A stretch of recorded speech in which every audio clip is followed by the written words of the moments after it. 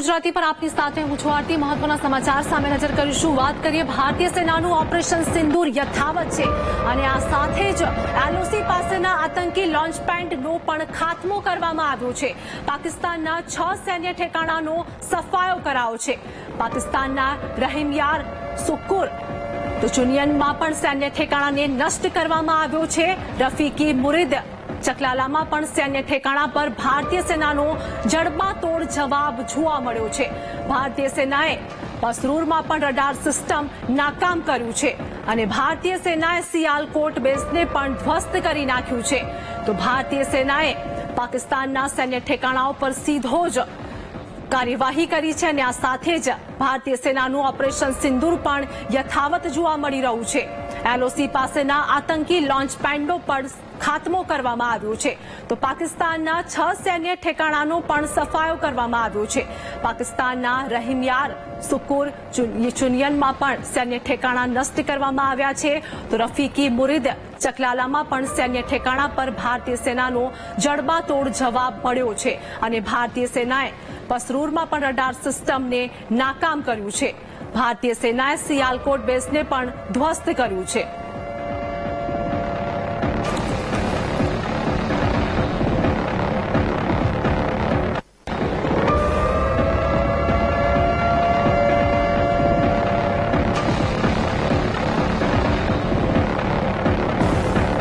તો આપણી સાથે કર્નલ અમૃતલાલ મકવાણા જોડાઈ ગયા છે। ભારતીય સેનાનું ઓપરેશન સિંદૂર યથાવત છે અને આ સાથે જ ભારતીય સેનાએ પાકિસ્તાની સૈન્ય ઠેકાણાઓ પર હુમલો કર્યો છે।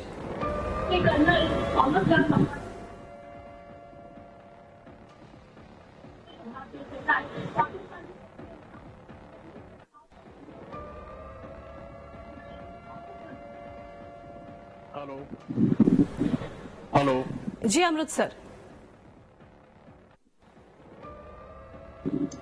आप मेरी आवाज सुन सकती है?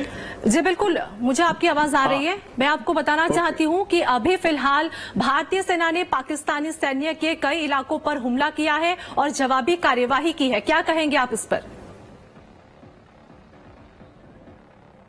से जिस प्रकार से ऑपरेशन सिंधु हमने शुरू किया है और उसके जवाब में पाकिस्तान जिस तरीके से हमें एक कायराना हमारे सिविलियनों पर अटैक करते हुए और नाकाम ड्रोन द्वारा और मिसाइल द्वारा बार बार हमारे कई शहरों, कई ठिकानों पर हमला करने की नाकाम कोशिश कर रहा है, जो आज पूरी दुनिया देख रही है। एस्केलेशन जानबूझ करके भारत को कोशिश कर रहा है कि भारत अपनी गुस्से को अपने पर लाएं और सीधा पाकिस्तान पर अटैक कर दे, पर भारत कभी भी इस प्रकार का राह नहीं लेगा। भारत का मुख्य उद्देश्य यही है, जो पूरी दुनिया के देशों के साथ एक हमने सपोर्ट लिया था कि हमारा उद्देश्य है कि पाकिस्तान के अंदर जो बैठे हुए उग्रवादी हैं, त्रासवादी हैं, टेररिस्ट हैं, उनको वहां से उनकी जमीन से निकाल करके एक एक को खत्म करना है, नेस्ते नाबूद करना है। हम किसी भी आर्मी इंस्टॉलेशन में अटैक नहीं करेंगे, किसी भी सरकारी बिल्डिंग पर अटैक नहीं करेंगे, किसी भी सिविलियन पर अटैक नहीं होगा।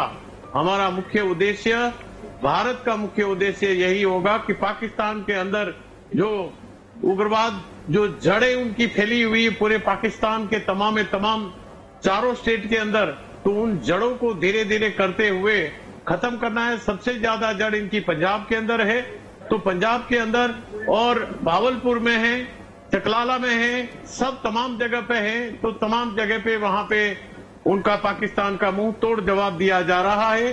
कल रात को भी पाकिस्तान ने हिमायत की थी, हमारे कई शहरों, कई एयरपोर्टों के ऊपर उन्होंने नाकाम हमला करने की कोशिश करी। हमारी डिफेंस सिस्टम के द्वारा उस तमाम जो ड्रोन भेजे गए हैं और मिसाइलें भेजी गई हैं, उनको नेस्ते नाबूद किया गया है।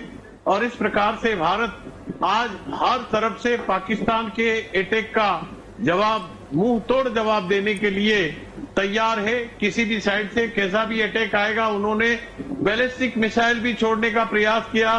बैलिस्टिक मिसाइल को हाफत-1 को भी हमने रास्ते में ही उसको नष्ट कर दिया है।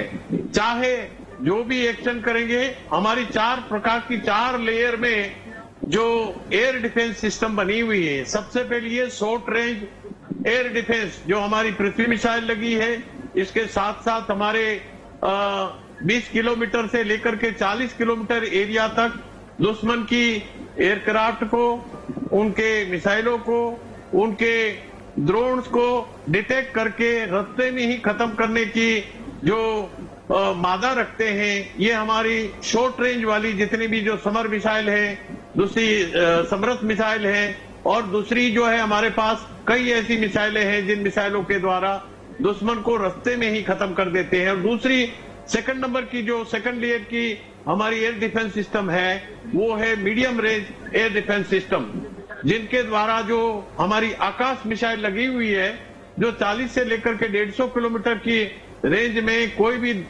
दुश्मन देश का कोई एयरक्राफ्ट आ रहा है, कोई ड्रोन आ रहा है, कोई मिसाइल आ रही है, उसको आसमान में ही या हमारी भारत की हद में पहुंचने से पहले ही उसको खत्म कर दिया जाता है। और तीसरे लेयर में हमारी बराक मिसाइल, जो कि इजराइल और भारत के द्वारा दोनों के एसोसिएशन से डीआरडीओ ने मिलकर के ये बराक मिसाइल बनाई है, जो बराक मिसाइल भी दुश्मन के छक्के छुड़ाने के लिए इनकी 250 किलोमीटर रेंज तक ये वार करती है और सटीक वार करती है। जहां टारगेट है, टारगेट एरिया में जाकर के दुश्मन का रडार या दुश्मन का जो भी एरिया है उसको नेस्तो नाबूद करने के लिए ये मिसाइल हमने बनाई है। और चौथी मिसाइल जो हमारे पास है लॉन्ग रेंज मिसाइल हमारे पास जो लगी हुई है, उनके द्वारा भी 300-350 किलोमीटर दूर एरिया में भी उनको हम नष्ट करते हैं। और वेरी लॉन्ग जो रेंज वाली मिसाइल है वो हमारे पास जो सुदर्शन AS-400 मिसाइल है कि 400 किलोमीटर एरिया से भी अगर पाकिस्तान या चाइना की तरफ से कोई भी मिसाइल आएगी तो उसको हवा में ही उसको उड़ा दिया जाएगा। उतनी सक्षमता से हमारे पास 4 लेयर में जो एयर डिफेंस सिस्टम लगी हुई। इन एडिशन टू दैट हमारी इंडियन आर्मी की एयर डिफेंस गनें लगी हुई है। AL-70 गन जो कि 200 से 300 1 मिनट के अंदर 200 से 300 राउंड फायर करने वाली, इसका रेंज 4 किलोमीटर रेंज के अंदर दुश्मन का अगर कोई भी ड्रोन आ गया, मिसाइल आ गई, एयरक्राफ्ट आ गया तो एयरक्राफ्ट को भी गिराने के लिए सक्षम है। इतना पावरफुल है, नेविगेशन है, उसका रडार लगा हुआ है। फिर ZU-23mm गन है, ZSU-23mm गन है। तो इसके अलावा हमारे पास ये जो एयर डिफेंस इतना सॉलिड है, इतना जबरदस्त है, जो दुनिया भारत से आज एक लेसन ले रही है कि भारत का एयर डिफेंस की वजह से आज पाकिस्तान भारत का बाल भी वाका नहीं कर पाया है।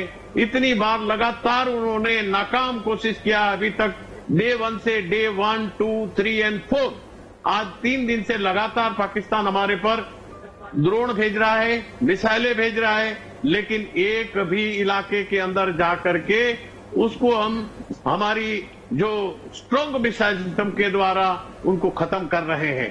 तो ये हमारी भारत की एक ताकत है और भारत संयम रखता है हमेशा के लिए। दुनिया के देशों द्वारा दोनों देशों को संयम बरतने के लिए कहा है कि ज्यादा एस्केलेट ना करे। भारत का जो मुद्दा है कि पाकिस्तान के अंदर फैले हुए तमाम त्रासवादी अड्डों को खत्म करना है, इसलिए उसका रिटर्न में भारत जो है काउंटर रिप्लाई दे रहा है और उसमें रिप्लाई देना चाहिए।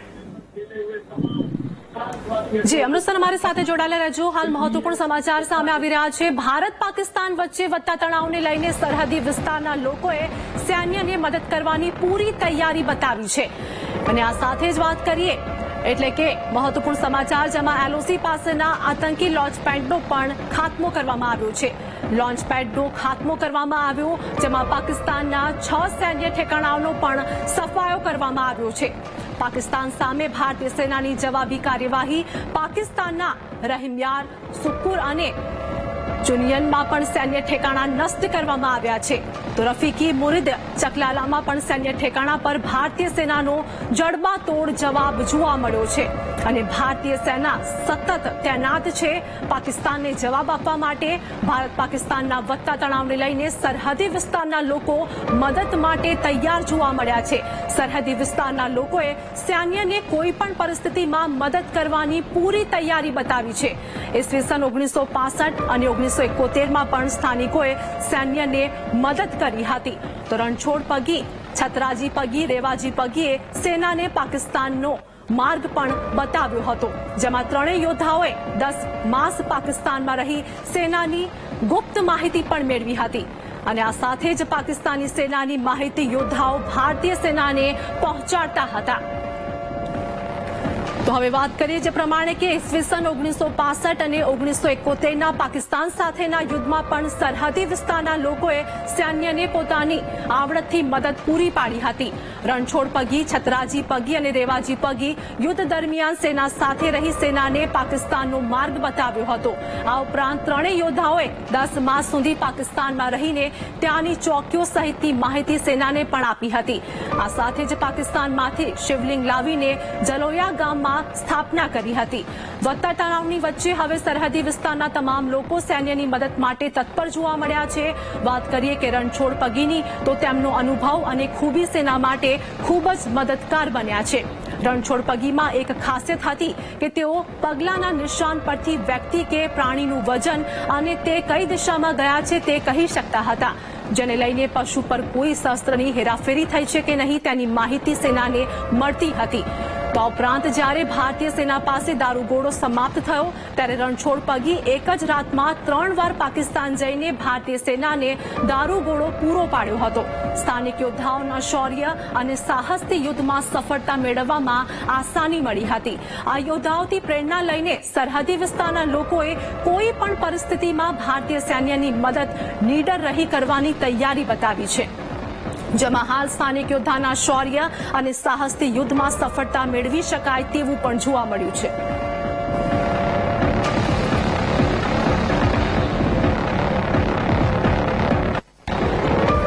કર્યો કે જે આપણો કચ્છનો વિઘાકોટ જે આપણો વિસ્તાર છે એ જગ્યા ઉપર પાકિસ્તાને હુમલો કર્યો છે અને પાકિસ્તાનને ઈરાદો કચ્છ કબજે કરવાનો હતો આખો. તો આપણે તો અહીંયાથી સુઈગમથી કોઈ એવો રસ્તો હોય કે ઝડપી આપણે વિઘાકોટ જઈ શકીએ તો એમના આપણે આગળ વધતા અટકાવી શકીએ. તો સૈન્યના માણસોને રણમાં કોઈ દિશા પૂરતી નથી કે કઈ જગ્યાએ આપણે જવું. તો આ તકલીફની વાત એમણે થોણામાં કરી. તો એમણે વાત કરી કે રણછોડ પગી છે તે આ વિસ્તારના ભૂમિયા છે અને આખા ભારત પાકિસ્તાનની બંને વિસ્તારના જમીનના જાણકાર છે. તો એ તમારી સાથે રસ્તો બતાવવા આવે તો આવી શકે. ગાડીઓમાં સૌથી પહેલી ગાડી ઉપર બેસાડ્યા અને દાદાએ કેવા મુજબ આખા આર્મીનો 800 જેટલી ગાડીઓનો કાફલો કચ્છના આખું રણ પાર કરી અને સુઈગમ, નડાબેટથી ને વિઘાકોટ આખું સૈન્યને લઈ ગયા. જે રસ્તે દાદા લઈ ગયા હતા એ રસ્તે આર્મીએ નક્કી કર્યો તો એ સમય કરતા પણ આપણે વહેલા પહોંચી ગયા, જેના કારણે દાદાએ બધી માહિતી લાવી આપી કે આ વિઘાકોટ આ વિસ્તારમાં આટલા માણસો છે, સૈનિકો છુપાયેલા છે, પાકિસ્તાનના આ જગ્યાએ છુપાયેલા છે અને એ જગ્યાએ આપણે દાદાની માહિતી ના આધારે હુમલો કરવાથી પાકિસ્તાનને વિશ્વાસ ના આવ્યો કે આટલું ઝડપી સૈન્ય ક્યાંથી આવ્યું એમ. તો એ જગ્યાએ પાકિસ્તાનને પછી વિઘાકોટ છોડી અને ભાગવું પડ્યું, જે અત્યારે પણ આપણા કબજામાં છે, જેના કારણે એ બોર્ડર ઉપર આપણે જીત થઈ. તે મારે ગામ કોઈ પૂછ્યું નહીં. પછી સંસ્થાજી પગી જળોયોના અને રેવાજી બગી જળોયોના અને ડબ્બાના રણછોડથી આ ત્રણેય પાકિસ્તાનમાં સરહદ પર પાકિસ્તાનમાં ગયા. તે એ મદદ કરી, બધાએ મદદ કરી એટલે રણછોડથી ડબ્બાવાળા છે ને એમને ઊંટ ઉપર દારૂખાનું પહોંચાડ્યું હતું. ખૂબ મદદ કરી અહીંયા. કોઈ ડર નહીં. અમારા ગામનો મને નાનો છોકરો 5-6 વર્ષનો 8 વર્ષનું બાળકે કોઈ ડરમાં મને એમ કોઈ ડર નહીં. કારણ કે જે અમારા ઉત્સાહ છે ને એ અમારો છોકરો જોતો હોય એટલે એ છોકરાને ડર હોતો જ ન હોય. કારણ કે અમે કહેતા જ કે બેટા કોઈ ડર નથી. આપણા ભાઈઓ બેઠા છે બોર્ડર ઉપર, શું ડર છે?